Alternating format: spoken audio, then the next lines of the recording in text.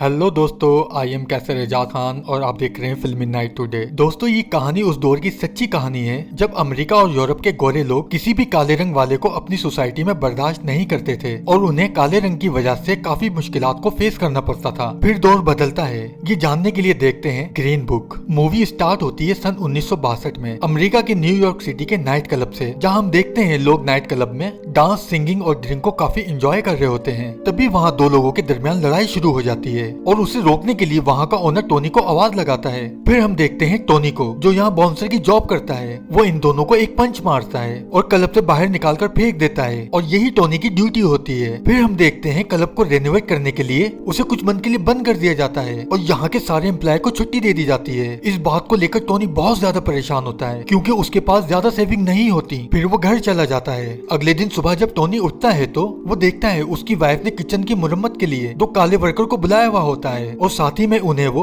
पीने के लिए गिलास में ड्रिंक डालकर देती है। टोनी ये ड्रिंक वाली बात से कुछ अजीब सा बिहेव करता है और चुपके से उन एम्प्टी गिलास को डस्टबिन में फेंक देता है। दरअसल ये 1962 का दौर था और इस दौर में कालों को घटिया और गुलाम समझा जाता था। टोनी भी उन्हीं गोरे लोगों में से है जो काले लोगों को पसंद नहीं करते थे। फिर टोनी एक रेस्टोरेंट में जाता है जहाँ पर वो कुछ लोगों के साथ सबसे ज्यादा बर्गर खाने की शर्त लगाता है। दरअसल टोनी को भूख बहुत ज्यादा लगती है और 10-15 बर्गर खाना उसके लिए कोई बड़ी बात नहीं होती। फिर वो शर्त जीत जाता है और घर आकर अपनी वाइफ को बर्गर की शर्त वाली बात बताता है और जीते हुए पैसे अपनी वाइफ को दे देता है। फिर उसे एक दोस्त की कॉल आती है। वो उसे बताता है एक ड्राइवर की जॉब के बारे में और उसे जहाँ जॉब करनी होती है वहाँ का एड्रेस और ओनर का नाम बता देता है। टोनी को ये जॉब लाजमी करनी थी क्योंकि घर चलाने के लिए उसके पास अब पैसे नहीं है। वो फौरन वहाँ चला जाता है और जब वो उसके ऑफिस में पहुँचता है तो वो देखता है ये एक आलीशान घर है जिसे वो हैरानगी से देख रहा होता है। लेकिन इससे भी ज्यादा हैरान वो तब होता है जब वो इस घर के ओनर से मिलता है क्योंकि वो एक काले रंग वाला आदमी होता है। फिर वो आदमी टोनी से हाथ मिलाता है और अपना नाम डॉक्टर शेरली बताता है, जो शहंशाह जैसा बड़ा सा लिबास और सोने के हार पहना हुआ होता है। फिर डॉक्टर शेरली बताते हैं मैं एक पियानो आर्टिस्ट हूँ और मुझे 2 मंथ के लिए इंटरनेशनल शोज करने हैं, जिसके लिए मुझे एक ड्राइवर की जरूरत है जो साथ में मेरे कपड़ों को प्रेस और जूतों को भी पॉलिश कर दे। टोनी इसकी बात में कोई इंटरेस्ट नहीं लेता क्योंकि वो किसी काले के लिए काम करना नहीं चाहता था। वो बोलता है मैं सिर्फ ड्राइवरी करूंगा और कुछ नहीं। फिर उसे रूडली जवाब देकर वहाँ से चला जाता है और घर आकर अपनी वाइफ को डॉक्टर शेरली के घर और पर्सनैलिटी के बारे में बताता है और बोलता है मैं ये जॉब नहीं करूंगा, जबकि डॉक्टर अच्छे पैसे ऑफर कर रहा था लेकिन वो एक काले रंग वाला आदमी है। फिर अगली सुबह टोनी को एक फोन आता है। वो डॉक्टर शेरली का फोन होता है। टोनी बात को टालने के लिए फोन अपनी वाइफ को दे देता है और वहाँ उसकी वाइफ डॉक्टर शेरली की जॉब वाली ऑफर को एक्सेप्ट कर लेती है और टोनी को बोलती है तुम्हें ये जॉब करनी चाहिए। टोनी अपनी वाइफ से बहुत ज्यादा प्यार करता है और वो उसकी बात मान जाता है। फिर वो डॉक्टर शेरली के असिस्टेंट से मिलता है। वो टोनी को कार की चाबियां और टूर गाइड देता है जिसका नाम होता है ग्रीन बुक। दरअसल ये वो बुक होती है जिसमें तमाम उन होटल और रेस्टोरेंट की डिटेल होती है कि काले लोग कहाँ खा पी सकते हैं और किस होटल में रह सकते हैं, क्योंकि उन्हें गोरे पसंद नहीं करते। वो किसी ऐसी जगह नहीं रह सकते जहाँ गोरे रहते हैं या गोरे खाना खाते हैं। अब वहाँ डॉक्टर शेरली के 2 और साथी भी मौजूद होते हैं जो उनके साथ चलेंगे। अब यहाँ डॉक्टर शेरली भी आ जाते हैं। फिर ये लोग 2 मंथ के लिए इस टूर पर निकल जाते हैं और ये क्रिसमस की शाम को घर वापस आएंगे। अब सफर के दौरान टोनी अपने गोरे रंग की वजह से काफी अकड़ में रहता है और कार में बर्गर और सिगरेट भी पीता है।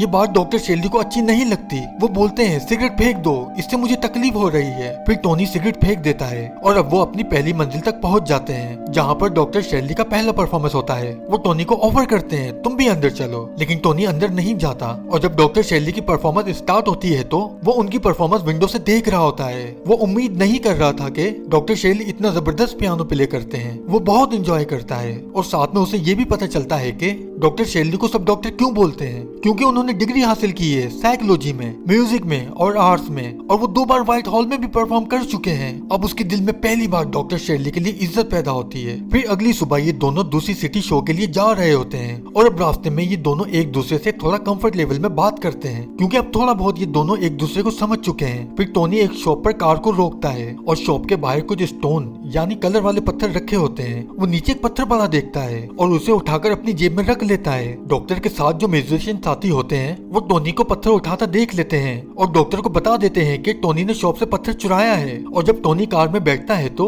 और डॉक्टर उससे पूछता है क्या तुम्हारी जेब में पत्थर है। पहले वो मना कर देता है, फिर बोलता है हाँ है। डॉक्टर उससे पूछता है क्या तुमने इसके पैसे दिए हैं। वो बोलता है नहीं, मैंने इसके पैसे नहीं दिए और ना ही मैंने इसे चुराया है, बस नीचे से उठाया है। डॉक्टर उसे बोलता है जाओ पत्थर वापस रखो या फिर उसके पैसे दो। टोनी बहुत बहस के बाद वो पत्थर रख के आ जाता है। उसके बाद ये अपने कॉन्सर्ट हॉल पहुंच जाते हैं और वहाँ पर टोनी जाकर देखता है कि वहाँ जो पियानो डॉक्टर शेरली बजाने वाले हैं वो काफी पुराना और मिट्टी में हो रहा होता है और वहाँ उनके बैठने के लिए कोई चेयर भी नहीं होती। फिर वो सबके बारे में एक वर्कर को बताता है और बोलता है डॉक्टर शेरली सिर्फ स्टैनवे कंपनी का पियानो बजाते हैं। वो इसकी बात को नजरअंदाज करके बहस करने लगता है। फिर टोनी गुस्से में उसके मुंह पर पंच मार देता है। फिर हम शाम को देखते हैं doctor Shirley brand new स्टैनवे company के पियानो पर अपनी परफॉर्मेंस दे रहे होते हैं और वहाँ पर बैठे सभी लोग और टोनी भी उनकी इस जबरदस्त परफॉर्मेंस का मजा ले रहे होते हैं। अब कहानी आगे बढ़ती है और डॉक्टर शेरली एक के बाद एक शो कंप्लीट करते जा रहे होते हैं और अब इन दोनों की आपस में एक अच्छी बॉन्डिंग भी हो चुकी है और टोनी अपनी फैमिली के बारे में बताता है। फिर डॉक्टर भी बताता है कि उसकी वाइफ ने उसे छोड़ दिया है और अब वो अकेला रहता है। तभी टोनी को रास्ते में एक KFC नजर आ जाता है और टोनी वहाँ अपनी कार को रोक लेता है और वो डॉक्टर से पूछता है आपने चिकन खाना है।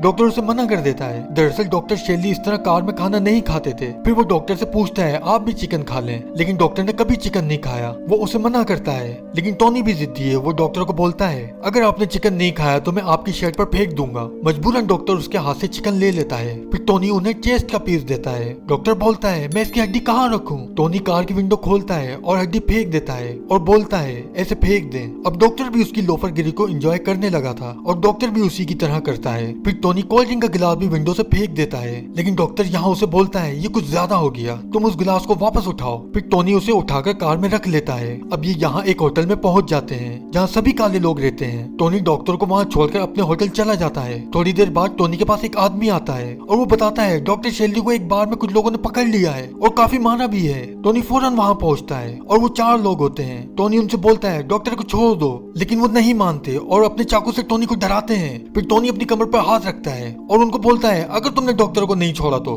मैं तुम्हें अपनी बंदूक की गोली से मार दूंगा। फिर उस बार का ओनर भी अपनी बंदूक निकाल देता है और वो नहीं चाहता कि उसके बार में कोई खून खराबा हो। वो उन लोगों से बोलता है इन्हें यहाँ से जाने दो। फिर टोनी डॉक्टर को वहाँ से लेकर बाहर आ जाता है। यहाँ डॉक्टर टोनी से पूछता है क्या सच में तुम्हारे पास गन है? टोनी उन्हें बोलता है नहीं और फिर टोनी डॉक्टर से बोलता है अब आप जहाँ भी जाओगे मैं आपके साथ जाऊंगा। इसके बाद शाम में उनकी परफॉर्मेंस होती है। जैसे वो पिछली परफॉर्मेंस शानदार देते आए थे इसी तरह यहाँ पर भी लोगों को अपना दीवाना बना देते हैं। उसके अगले रोज वो अपने दूसरे शो के लिए निकल जाते हैं और यहाँ रास्ते में खेतों के करीब उनकी कार गर्म हो जाती है। वहाँ खेतों में काफी सारे काले मजदूर काम कर रहे होते हैं और सब हैरानगी से देखते हैं टोनी को पानी डालते हुए और डॉक्टर जो कि काला है इसकी कार की ड्राइवरी करते हुए, क्योंकि यहाँ सब गोरे इन कालों को जिल्लत की निगाह से देखते हैं। ये कैसे मुमकिन हो सकता है कि एक गोरा एक काले आदमी की नौकरी कर रहा है। कार में पानी डालने के बाद वो वहाँ से होटल पहुँच जाते हैं। डॉक्टर शेरली की जबरदस्त परफॉर्मेंस के बाद वहाँ की मैनेजमेंट उनके लिए शानदार डिनर का इंतजाम भी करती है जिसमें बहुत ही मजेदार खाने होते हैं। खाने के बाद डॉक्टर वॉशरूम जाना चाहते हैं लेकिन वहाँ की मैनेजमेंट उन्हें बाहर ले जाती है और उन्हें बाहर का वॉशरूम यूज करने का बोलती है जो कि काफी गंदा होता है। टोनी को अब ये एहसास होता है कि हम गोरे ये सब घटिया हरकतें कर रहे हैं और उसे काफी गुस्सा आता है इन सब गोरों पर। लेकिन यहाँ उसे डॉक्टर के साथ ही समझाते हैं कि यहाँ कोई बदतमीजी मत करना। उसके अगले दिन हम देखते हैं कि ये दोनों एक रेस्टोरेंट में खाना खा रहे होते हैं और टोनी खाने के दौरान अपनी वाइफ को लेटर लिख रहा होता है और डॉक्टर देख रहा होता है कि टोनी अपनी वाइफ को जो लेटर लिख रहा है वो बिल्कुल भी रोमांटिक नहीं है और काफी गंदा और साथ में कटा पीटा लेटर है। फिर डॉक्टर शेरली उसके उस लेटर लिखने में मदद करते हैं और उसे बताते हैं कि एक रोमांटिक लेटर कैसे लिखा जाता है। उसके बाद वो अपने होटल पहुंच जाते हैं। वहाँ अभी डॉक्टर शेरली की परफॉर्मेंस में काफी टाइम होता है। वो सोचते हैं क्यों ना कुछ शॉपिंग कर ली जाए। फिर रास्ते में एक शॉप पर खूबसूरत सा ड्रेस देखते हैं। डॉक्टर को वो सूट बहुत पसंद आता है और वो दोनों शॉप के अंदर जाते हैं और शॉपकीपर से टोनी बोलता है ये सूट दिखाओ ट्राई के लिए। वो टोनी को सूट निकाल कर दे देता है और टोनी जब वो सूट डॉक्टर को देता है तो वो शॉपकीपर डॉक्टर से सूट छीन लेता है और बोलता है ये सूट अगर उसने परचेज करना है तो वो कर सकता है लेकिन उसे ट्राई के लिए नहीं दे सकता। वो शॉपकीपर सूट वापस इसलिए लेता है कि क्योंकि डॉक्टर शेरली का रंग काला है और वो अपने सूट को किसी काले रंग वाले आदमी को नहीं देना चाहता था। इस पर टोनी को बहुत गुस्सा आता है पर ये दोनों वहाँ से चले जाते हैं। उसके बाद डॉक्टर शेरली शो में बहुत प्यारी धुन बजाते हैं जो लोगों को बहुत ज्यादा पसंद आती है। फिर रात हो जाती है और हम देखते हैं टोनी को जो अपने होटल के रूम में है। उसे एक फोन आता है पुलिस स्टेशन से। वो ऑफिसर बोलता है डॉक्टर शेरली को हमने अरेस्ट कर लिया है, तुम यहाँ आ जाओ। टोनी फौरन ही वहाँ पुलिस स्टेशन पहुँच जाता है और वो वहाँ देखता है डॉक्टर शेरली नेक्ट होते हैं। फिर वो पुलिस ऑफिसर को साइड में लाता है और उन्हें काफी भारी रिश्वत देकर डॉक्टर को वहाँ से बाहर निकाल देता है। पर डॉक्टर को टोनी की रिश्वत वाली बात अच्छी नहीं लगती क्योंकि वो रिश्वत के खिलाफ होते हैं और दोनों की आपस में बहस हो जाती है और वो एक दूसरे से बात नहीं करते। उसके बाद अगले दिन उनका दूसरी जगह शो होता है और वहाँ उस होटल के बाहर टोनी के कुछ दोस्त मिल जाते हैं। उसे डॉक्टर की कार चलाता देखकर वो टोनी पर हैरान हो जाते हैं कि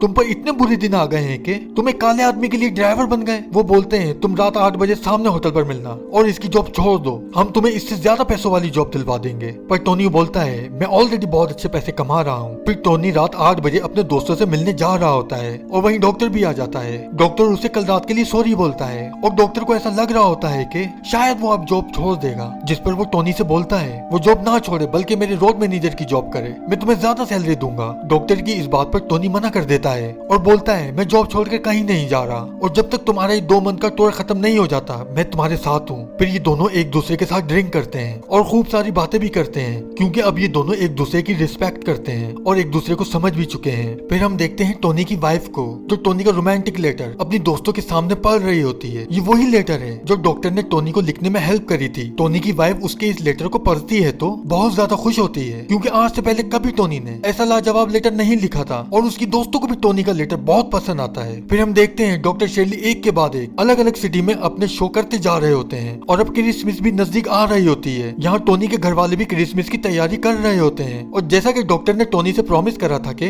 वो टोनी को क्रिसमस की रात से पहले घर ले आएगा, जो टोनी ने अपने घर वालों से भी बोला हुआ था कि मैं क्रिसमस की शाम को घर आ जाऊंगा। वो अब बस उसका इंतजार कर रहे होते हैं। अब यहाँ डॉक्टर अपना शो खत्म करके एक दूसरे शो के लिए जा रहे होते हैं और रास्ते में बारिश होना शुरू हो जाती है। फिर कुछ आगे पुलिस वाले इनकी कार को रोक लेते हैं और वो देखते हैं कि एक गोरा आदमी काले आदमी को पीछे बिठाकर गाड़ी चला रहा है। वो दोनों को कार से नीचे उतरने का बोलते हैं। यहाँ टोनी की पुलिस वाले से एक बात पर बहस हो जाती है और टोनी पुलिस वाले की नाक पर एक पंच मार देता है। फिर वो इन दोनों को अरेस्ट करके लॉकअप में डाल देते हैं। उसके बाद डॉक्टर शेरली उन पुलिस वालों से बोलते हैं कि मुझे अपने वकील से बात करनी है और ये मेरा कानूनन हक है। फिर वो पुलिस ऑफिसर परमिशन दे देते हैं डॉक्टर को अपने वकील से बात करने के लिए। फिर कुछ देर बाद वहाँ के गवर्नर का फोन आता है और ना चाहते हुए भी उन पुलिस वालों को डॉक्टर और टोनी को छोड़ना पड़ता है। उसके बाद वो अपने आखिरी शो के लिए एक होटल पहुँचते हैं जहाँ पर उनका बहुत जबरदस्त इस्तेकबाल करा जाता है। लेकिन जब डॉक्टर शेरली ड्रेसिंग रूम में जहाँ बाकी के लोग भी ड्रेस चेंज कर रहे होते हैं उन्हें वहाँ जाने से रोक दिया जाता है, लेकिन वो चुपचाप वहाँ से अपनी परफॉर्मेंस के लिए चले जाते हैं। उसके बाद वही जानदार परफॉर्मेंस जो लोगों के दिलों में अपना घर बना लेती है। उसके बाद वहाँ डिनर होता है और जब वो डिनर के लिए जाते हैं तो उन्हें डाइनिंग हॉल में जाने नहीं दिया जाता। ये एक हैरानकुन बात होती है जिसकी बिना ही शाम अधूरी थी। जिसने इस शो में जान डाली थी, जो यहाँ का चीफ गेस्ट है, उसे यहाँ सबके साथ खाना खाने की इजाजत नहीं है और वो भी सिर्फ इसलिए क्योंकि उसका रंग काला है और गोरे रंग वाला चाहे वहाँ का क्लीनर ही क्यों ना हो, क्योंकि वो गोरा है वो वहाँ बैठ के खाना खा सकता है। अब ये दोनों अफसोस और गुस्से के साथ वहाँ से निकल आते हैं और कार में डॉक्टर शेरली टोनी से पूछते हैं क्या तुम्हें भूख लग रही है। टोनी कैसे मना कर सकता है। टोनी बोलता है बहुत ज्यादा। फिर डॉक्टर टोनी को एक कालों के होटल में ले आता है जहाँ पर मौजूद सभी काले ये देखकर हैरान हो जाते हैं कि एक गोरा इन कालों के होटल में कैसे आ गया। फिर वो दोनों पेट भर के खाना खाते हैं। उसके बाद वहाँ पर एक लड़की डॉक्टर शेरली की ड्रेस को देखकर पूछती है ये कौन है। टोनी बताता है ये बहुत बड़े पियानो आर्टिस्ट हैं। फिर वो उन्हें वहाँ रखे पियानो को बजाने के लिए फोर्स करती है। डॉक्टर शेरली मान जाते हैं और वो भी दिल खोल कर खूब इंजॉय के साथ पियानो बजाते हैं और रेस्टोरेंट में बैठे सभी लोग खूब नाचते हैं, खूब झूमते हैं। दरअसल उस रेस्टोरेंट में सभी लोग गरीब होते हैं और वहीं 2 चोर भी होते हैं जो बाहर डॉक्टर शेरली की गाड़ी में से सामान चुरा रहे होते हैं। तभी डॉक्टर और टोनी बाहर पहुंच जाते हैं और टोनी अपनी गन से उनको भगाने के लिए हवा में फायर करता है। फायर की आवाज सुन के वो दोनों चोर वहाँ से भाग जाते हैं। फिर डॉक्टर बोलता है मुझे पता था तुम्हारे पास गन है और अब ये यहाँ से सीधा न्यूयॉर्क सिटी जाने वाले हैं। रास्ते में बारिश हो रही होती है और भी कुछ दूर चल के वहाँ स्नो फॉलिंग स्टार्ट हो जाती है। टोनी लगातार गाड़ी चलाता जा रहा था, तभी आगे रोड पर पुलिस उन्हें रोक लेती है और वो पुलिस वाले बताते हैं कि